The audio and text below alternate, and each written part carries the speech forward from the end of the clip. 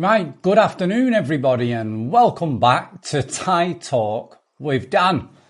I'm back, guys. Sorry I've been quiet for the past 7 days. I'll explain at the end of today's story because today we have a very unique story. It's very different to anything that I've shared on the channel before, and it involves a half Thai, half Australian guy that gets involved with an incredibly beautiful Thai woman. I think this story will help some guys out there to help them understand the current relationship that they are in, especially if they're dating someone who is high so. High so means someone who's high class, likes expensive, materialistic things. If you're dating someone like that, then stay tuned. This story is definitely for you. So without further ado, let's jump in to today's Thailand story.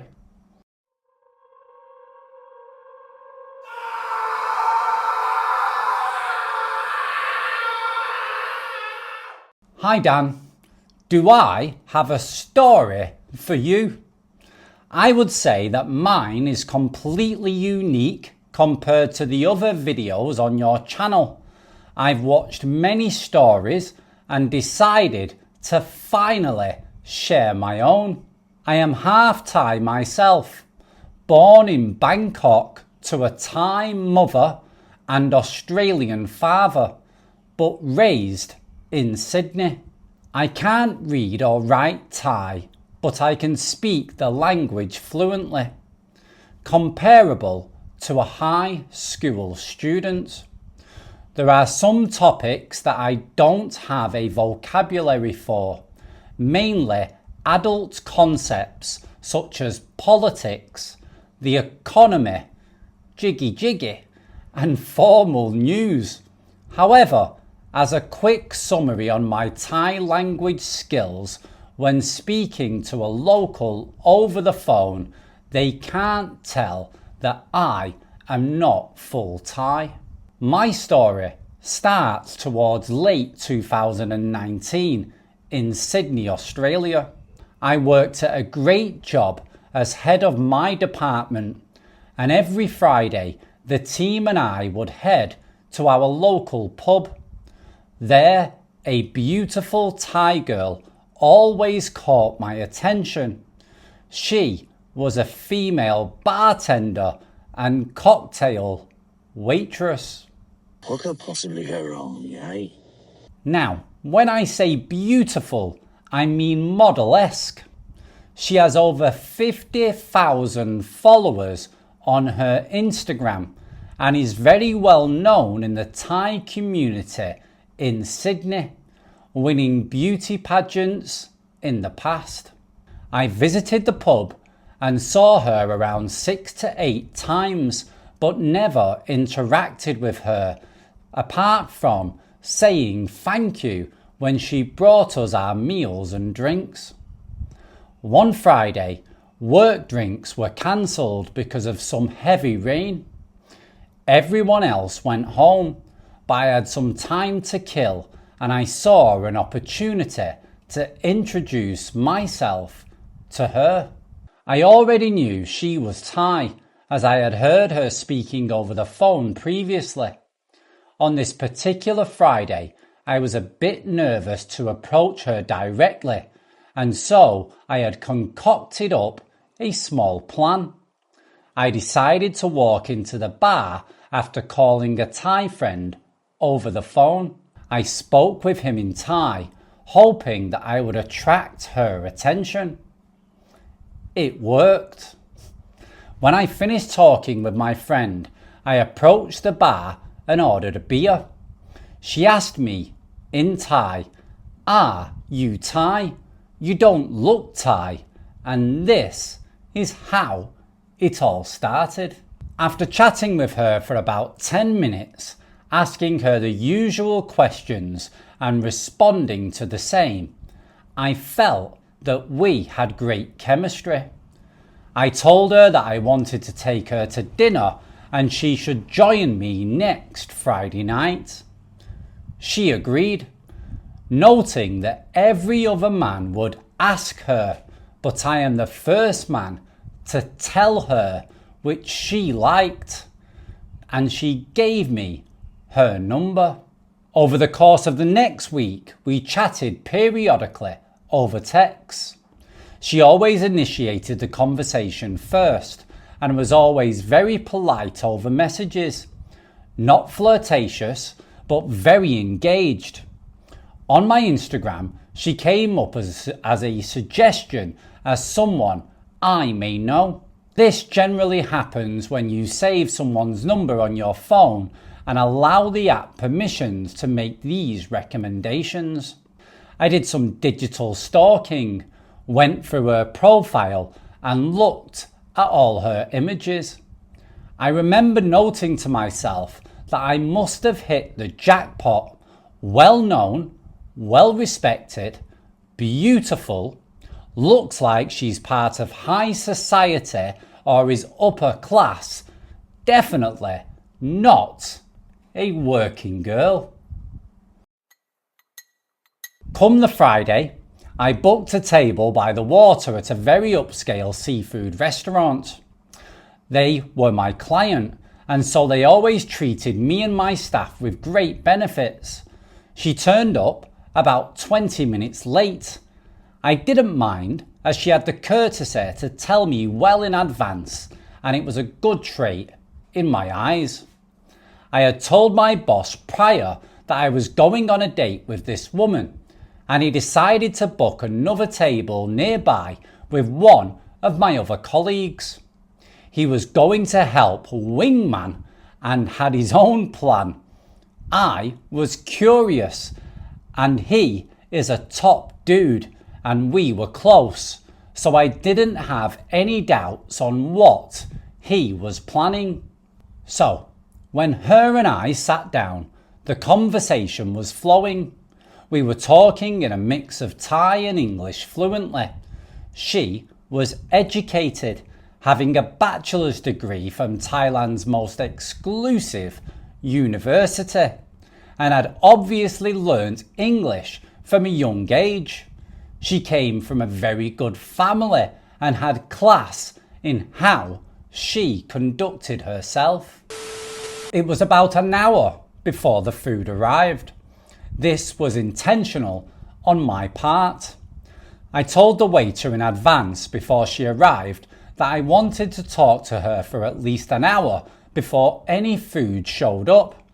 We continued talking while eating, and when the meal finished, the owner of the restaurant came up to our table, introduced himself to her as my friend, and gave us a very expensive $500 bottle of wine on the house. I knew this was the shenanigans of my boss. He was the one who was personal friends with the owner, not me, and so was the one who organised this. I looked over in his direction and he gave me a wink. She was very impressed and we had a wonderful evening. When it was time to end the night, I decided to walk her about 20 minutes home. At this point, we were both quite tipsy. We had both shared an impressive 3 bottles of fine red wine over the course of 4 hours. When we arrived at her place, I decided to say goodnight, but she insisted that I come in for a nightcap. I wasn't expecting her to invite me inside, but honestly, I was hoping for it. We ended up sleeping together that night. And in the morning, she followed me home and ended up staying with me at my place for 3 more nights. She was very embarrassed, noting that she has never slept with someone so quickly. A bullshit.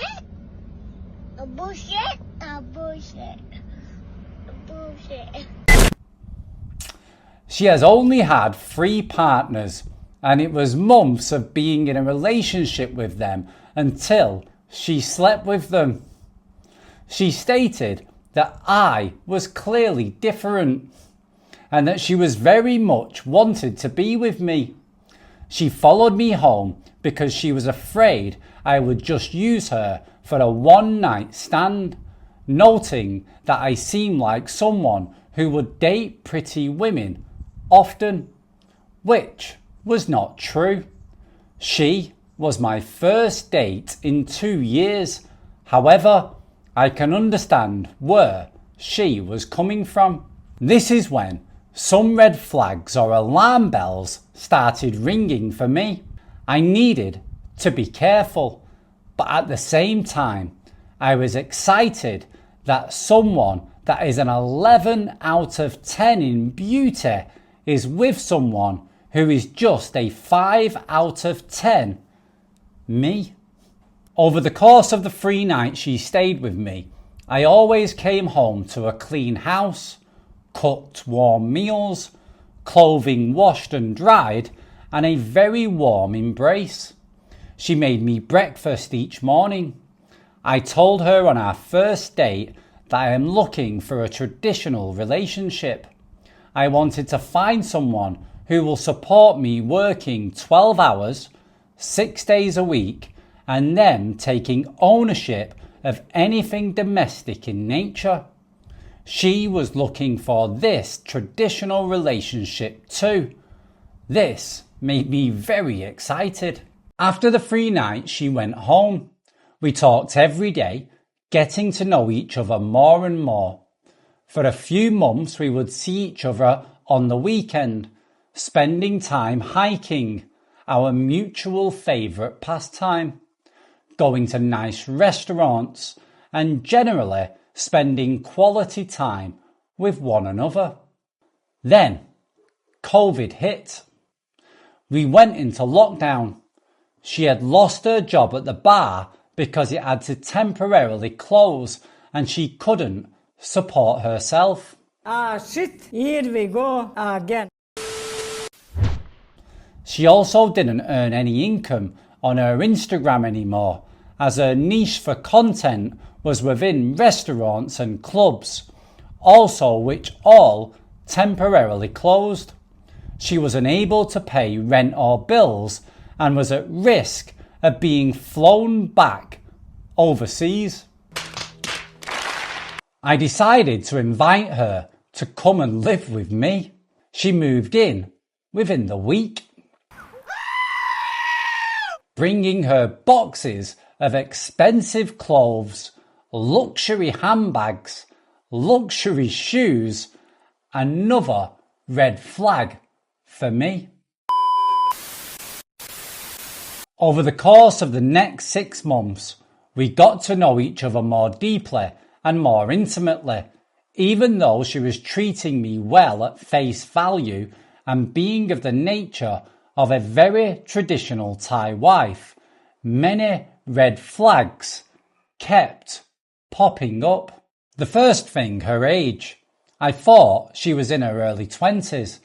I was 27 years old at the time. She looks incredibly youthful. My friends and I were shocked to learn that she was 36.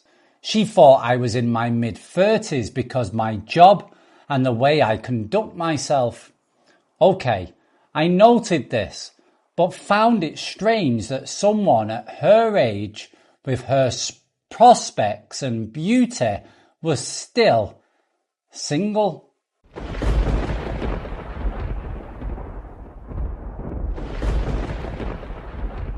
She was on a student visa, and because she didn't have a job anymore, the only way to keep her in the country was to continue paying her education bills while she attended university remotely. I did this, not quite a red flag at the time, as it was necessary considering the circumstances around COVID. She started talking about a dowry if we were to ever get married. I am familiar with the concept because I am also half Thai, but the money she was proposing for me to pay her parents was 10 times the expected amount. We got into a massive argument over this. In Thailand, as some of your audience may be aware, it is expected that the man pays a dowry fee to the family when taking the daughter away from them. This has been quite normal and part of the culture for a very long time.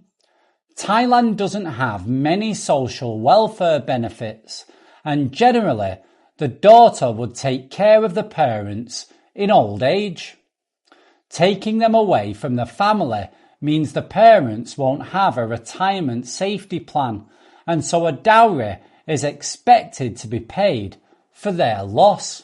When considering a dowry, you would take into account the education level, age, job, prospects, virginity status, beauty, family status, and social class, and more of the bride-to-be.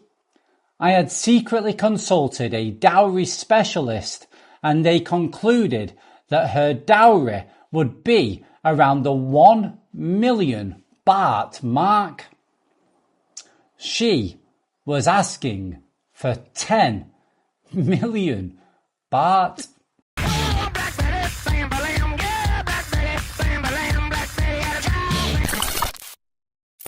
At the end of the argument, I put my foot down. 1 million baht maximum. But we will speak about it again if it does come to me asking her to marry me. She cried. She screamed. She compared herself to her friends in Thailand and how much they got for their dowry. I just was not having it. Our life continued during COVID lockdown. Besides that one argument, everything else was great. 6 months had passed and my current lease agreement was about to expire. I decided to take advantage of the lockdown and look for a better place to live at a more affordable lockdown rate. Landlords were competing with each other at this time, and so everything was very cheap. So I ended up finding a new place, bigger, better, more modern, yet more affordable than my current place, and she insisted that her name be put on the lease, as this is generally used as evidence of a relationship for Australian immigration if we later decide to move her from a student visa to a partner visa. Other forms of evidence immigration would look for would be photos together on social media, shared bills, etc. However, because of lockdown, we didn't have many photos together, only a few from before lockdown hit, but nothing publicly. After we moved into the new place, there was an immediate change in her attitude and behaviour. She became lazy, lounging around all day, not being productive. She spent more than 10 hours a day on her phone, playing games or watching social media videos. No more prepared meals. No clean house. No chores being done on time. After a month of clutter and her mess built up around the house, I asked her about it, and she apologised with an excuse, saying she has been feeling unwell but that it wouldn't happen again. Things improved, maybe 80% back to what her effort was before it dwindled again, and I brought it up yet again a month later. This continued, where each time there was slight improvement, but it always dwindled back down while she became more unruly, more aggressive, and lots of shouting and crying from her part at the same time. I could tell that this woman was not what she portrayed herself to be in the initial periods of knowing her. I didn't want to argue or deal with her unruliness and aggression anymore. I didn't want to deal with her constant crying and shouting and her excuses that she is feeling more and more unwell with each passing month. I remain patient. Now, almost a year goes by and the lockdown was finally over. Things started to open up again.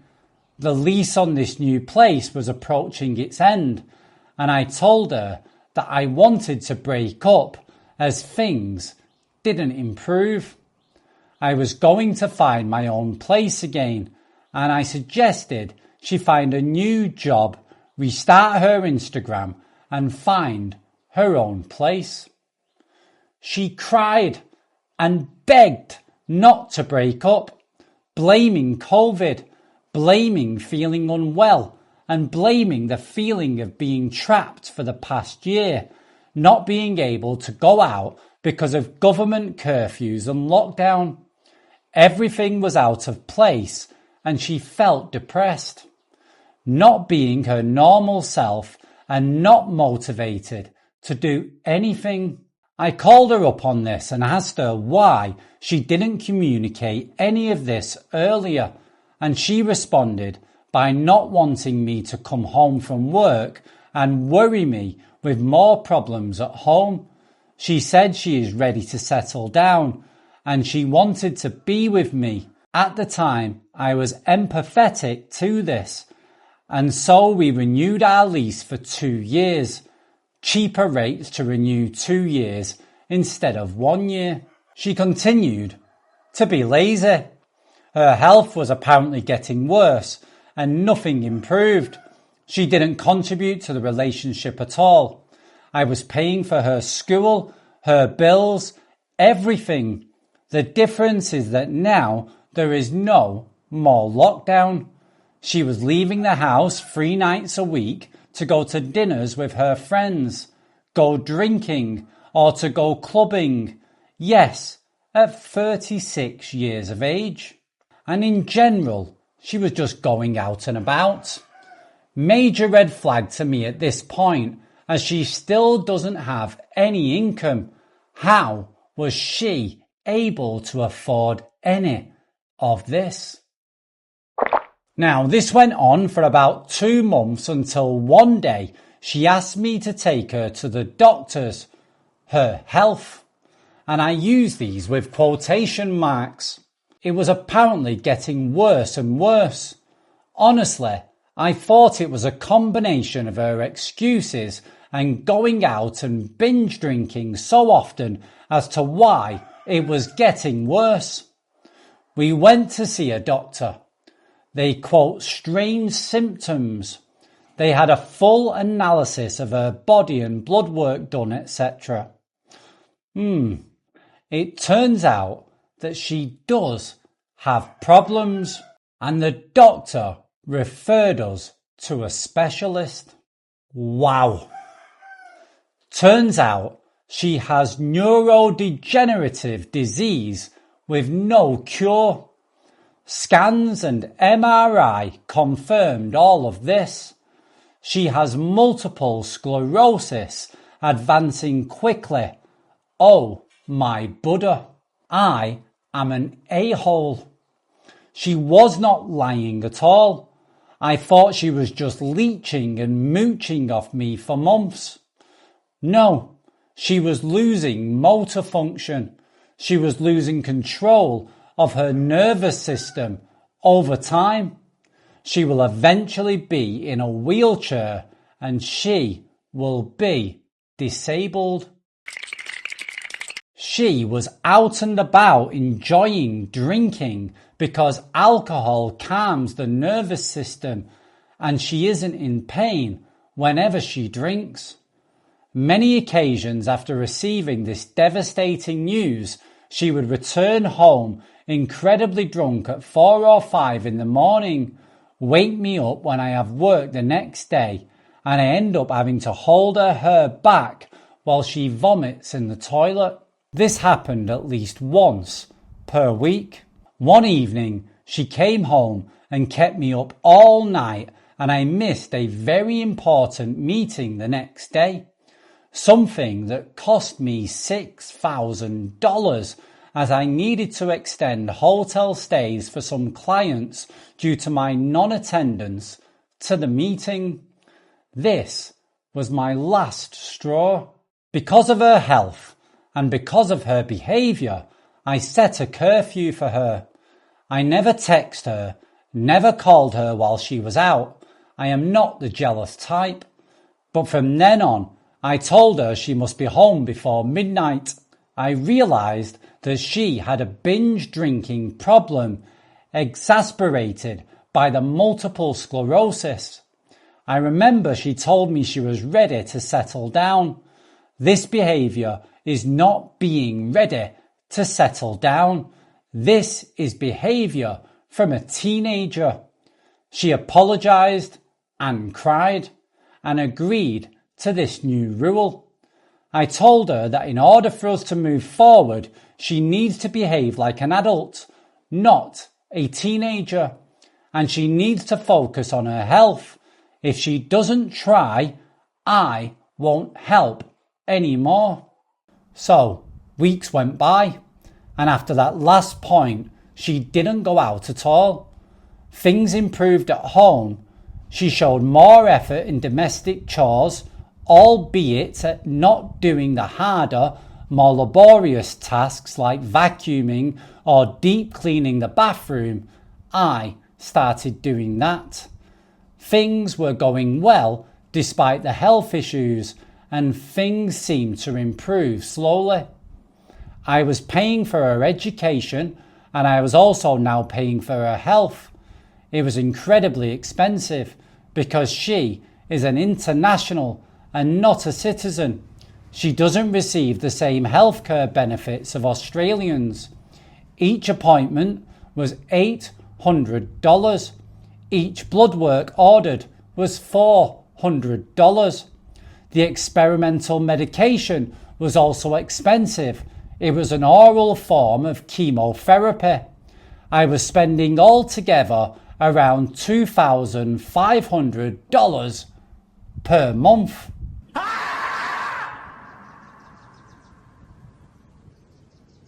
Inclusive of monthly nails and hair salon treatments to help keep her sane.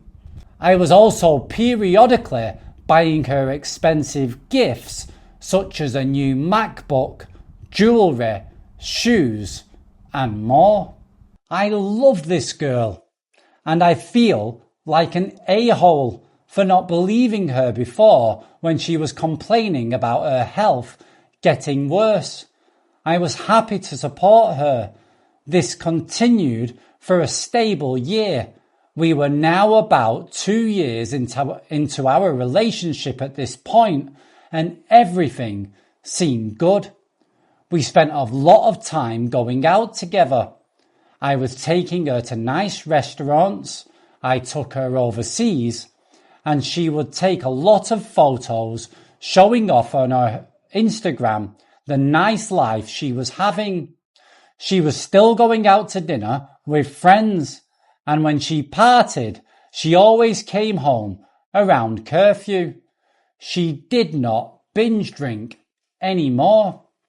There were some occasions where she had to travel solo back home to Thailand and to Singapore for work-related stuff, helping her brother, of which her brother always paid for her tickets. Sometimes she was gone for a week at a time. No biggie. I also travel for work for a week at a time, so I understood. Now one night, when everything was seemingly going well, she randomly went out and didn't come home by midnight. I text her, but no response. But I can see that she left my message on read. I called her, no answer. But I could see her posting on Instagram after I attempted to call her, so I know she had seen my missed calls. She did not end up coming home that night.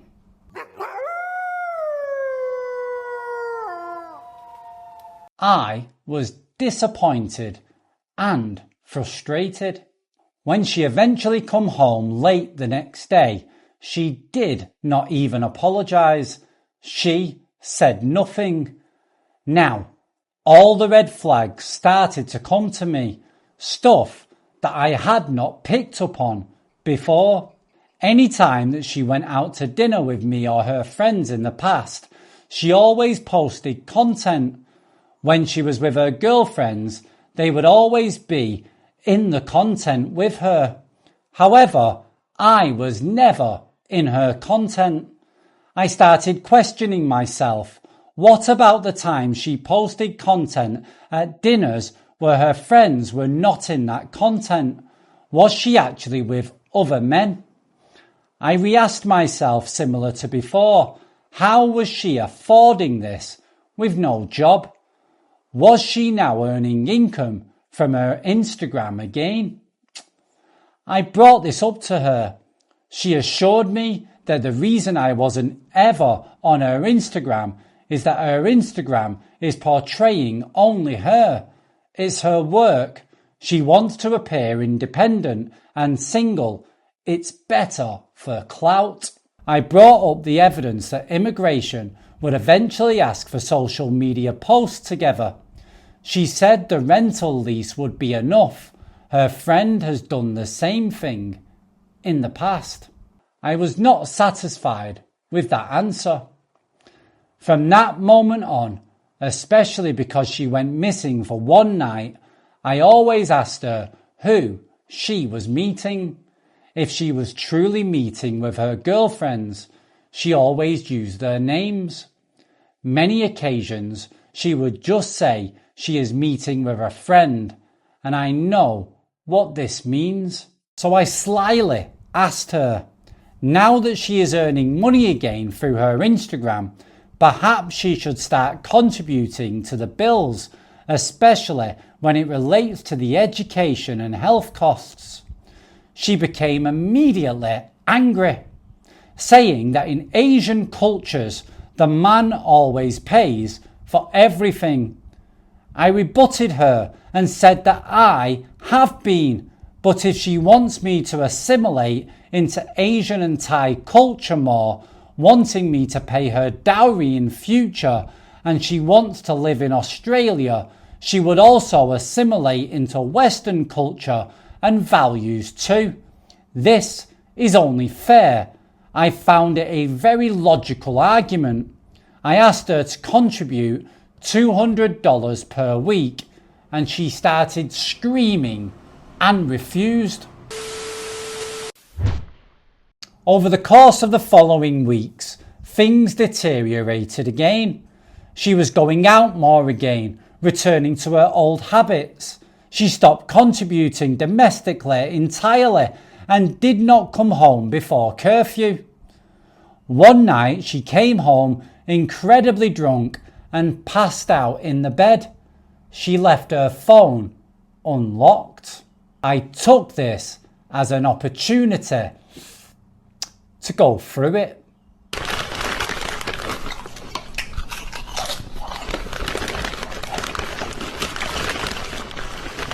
I went through all her messages on her phone, her Instagram, everything.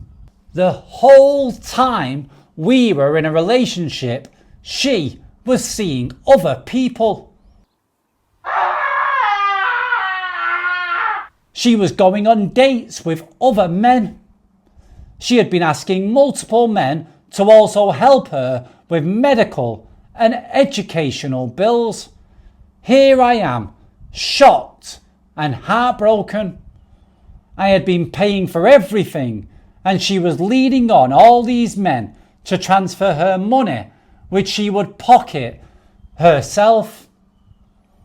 She never received income for her Instagram. All the posts were not content that restaurants paid for or sponsored. It was content from dates that she had gone on, of which the men paid for, literally more than 200 different Western men. even before we were dating. The time she went overseas to help her brother with his work were all rich men paying her to come visit them. She was scamming vulnerable and desperate people out of their money. She was essentially a secret high-class escort. None of the messages indicated she slept with any of them. In fact, many of these messages were angry at her for not doing so, saying they gave her so much but never put out. But I wouldn't be surprised if she did for some. Now, I understand where all her luxury items come from. She has a Rolex, luxury handbags, shoes and jewellery. There are times she came back from overseas from helping her brother where I found receipts in her luggage for items worth thousands. I was irate and disgusted, but I knew now that I had to remain level-headed. I never told her I saw all her messages. I kept it to myself. Airdropped screenshots to myself and deleted the screenshots from her phone afterwards and made sure everything carried on as normal.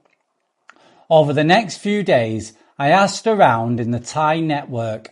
As I mentioned, she is very well known here in Sydney. I managed to get in contact with her ex. I talked to them, asked them for their side. It was the same. My girlfriend was apparently abusive, secretive, manipulative, and every relationship she had left a trail of destruction. However, because of her status in the community, no one says anything for fear of backlash. There have been occasions where she destroyed people's reputations using her following. She used all her partners in her prior relationships. This is when I realised she is a very clever narcissist, probably even a sociopath. For her to reach a point of status in a foreign country, have tens of thousands of fans and followers, and control the narrative with so many other men at the same time and receive income secretly is a testament to her intelligence. I was scared. What should I do? If this ends badly, she could ruin my reputation within the large Thai network in Sydney. I started thinking on what one might call an exit strategy. So, I let her do her thing for a few more weeks while I planned. She was about to finish or fail her current degree, and hence the student visa was about to expire. I brought this up with her and said that I was so close to having a deposit on my own place. If she could take over her education and health bills temporarily, maybe pay $500 a week to help with rent just for 3 months, then I can buy a place. She can renew her student visa for another 2 years, but we can start the process of transferring her to a partner visa. She doesn't even need to attend all the lectures. She just needs to pass until the new visa kicks in. In Australia, you can transfer visas during another active one. She asked if I was going to propose soon, and I said to be patient. Let me buy the house first. She even, with no shame, brought up a prenup and asked if I was going to make her sign one. I said no need. I want to spend the rest of my life with you. I trust you. She was excited and happily agreed. In her mind, she would have thought that I was going to propose and she would have a claim to the house and half my assets after marriage. What is 3 months of her paying her own bills when she could get hundreds of thousands of dollars down the line? a great investment in her mind. Now, I did some prior research before talking about the above with her. I found out that if someone has an incurable disease and it costs the Australian taxpayer more than the threshold to support them on Medicare, then they will never be granted permanent residency, even if married. I knew this. 3 months passed by and we talked to many immigration lawyers and agents. They all said the same thing. We cannot transfer her visa. She will never be able to get permanent residency until there is a cure for her multiple sclerosis. Trouble is for her, she is now locked into the 2-year student visa and she can't abandon it either. She has failed every prior degree on each student visa she has been on, and this was her final student visa to successfully complete. Otherwise, she will be banned for life from ever returning to Australia on this visa. Yes, she always failed every single course in the past. She was using the system to remain in Australia, but never genuinely attempted the course to pass. I already knew this, but of course feigned ignorance, but this was part of my plan. I immediately broke up with her under the guise of being shocked and upset. I'm sorry, we cannot have a life together here anymore. I hope there will be a cure so we can be married in the future. Now, at this point, I also know she won't be able to find a new place to rent. She doesn't earn a standard paycheck. She scams people for money, so she doesn't have a taxable income to prove to a real estate agent that she can support herself. She doesn't want to go back to working at a bar. I continue to say that I won't be able to help you with your bills anymore now that we are broken up. I realise that now we aren't together and you won't be able to find a new place to live. It's best that we just live together as roommates and you can pay half the bills. She reluctantly agrees. She's locked into her new visa, so she doesn't have a choice. I obviously didn't end up buying a place for myself, but she never brought it up. I don't want her to know where I would live, and I wouldn't want her energy inside the walls of my new house. Now, for the next 2 years, I patiently pretended everything was fine, that we are still good friends. I lied and told my friends and family about the no permanent visa situation above, and they gave me their sympathies. But in reality, I wanted all the money I have ever spent on her back in my pocket. Over the next 2 years, we split the bills.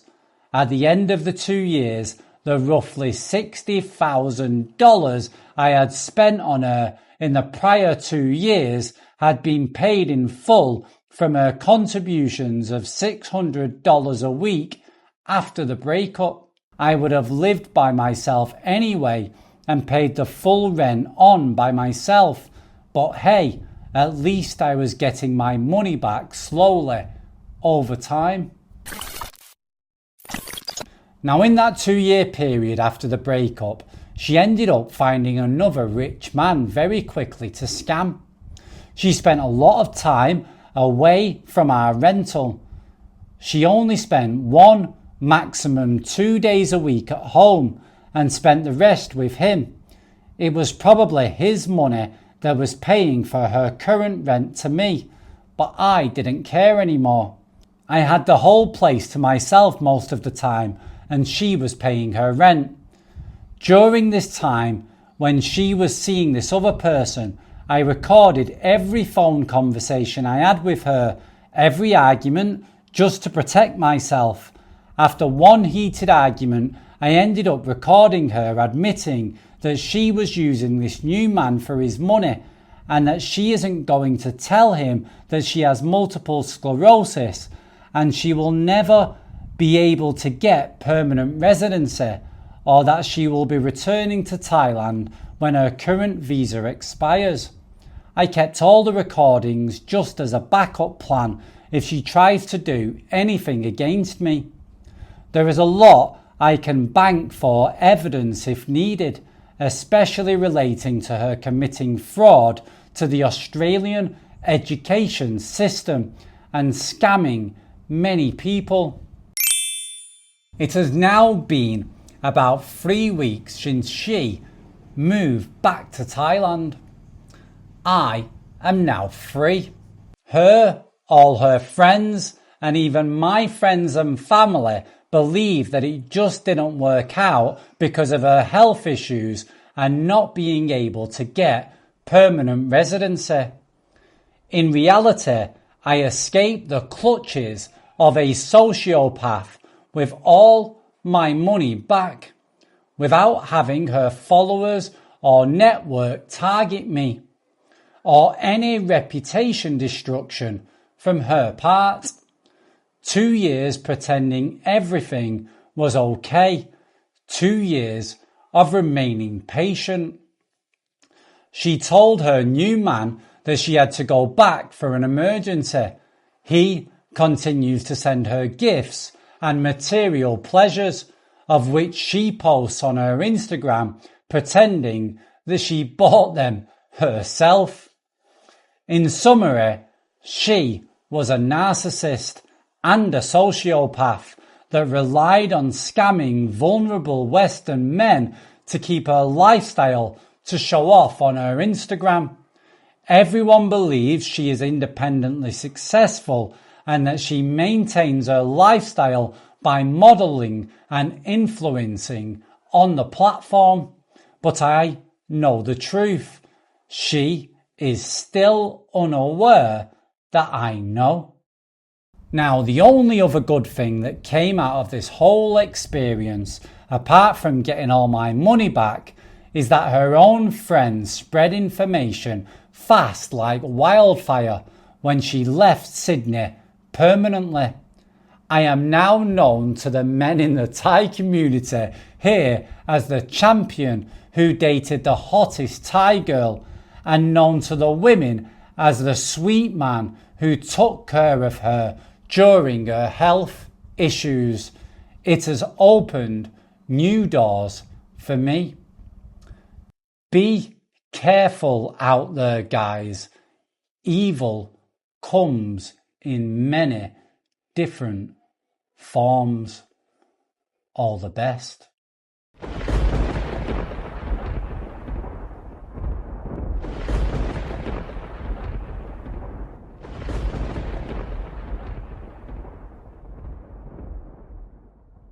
Wow, guys, what an absolutely mental story. Let us know what you think about it down in the comments below. And what I will say myself is that the biggest red flag for me out of this whole story was right at the very beginning.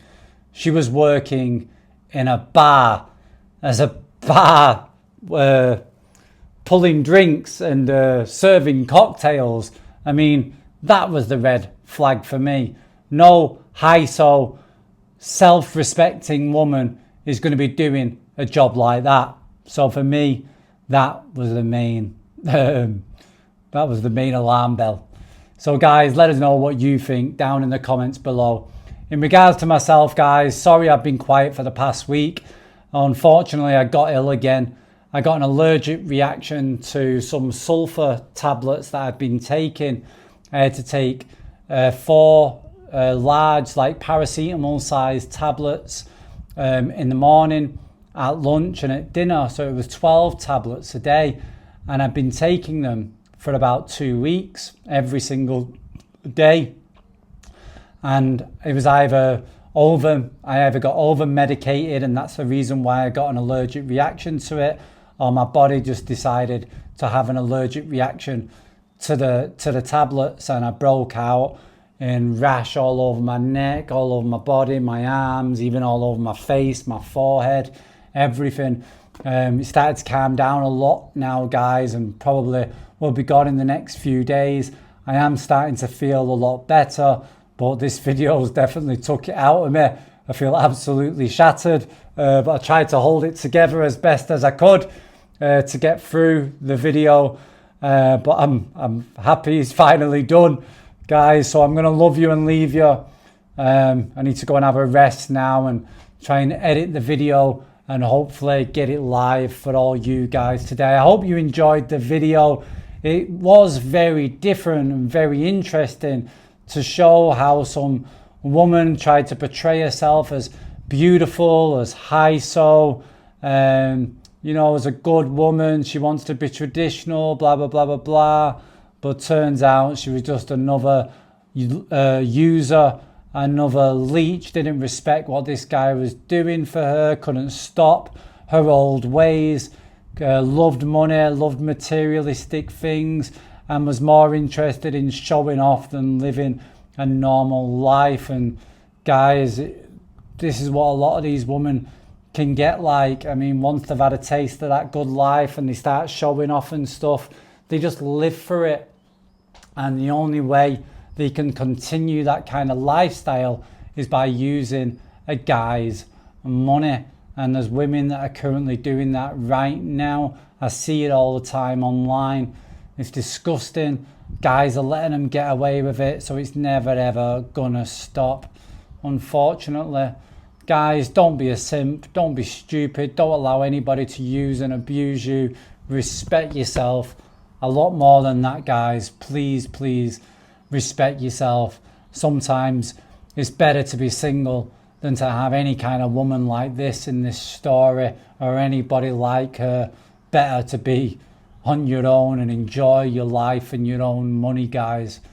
Take it easy out there, stay safe, and oh, if you've got your own Thailand story and you want to share it on the channel, then as always, get your email sent in to thaitalkwithdan@gmail.com. Apart from that, guys, take care out there. Ciao for now.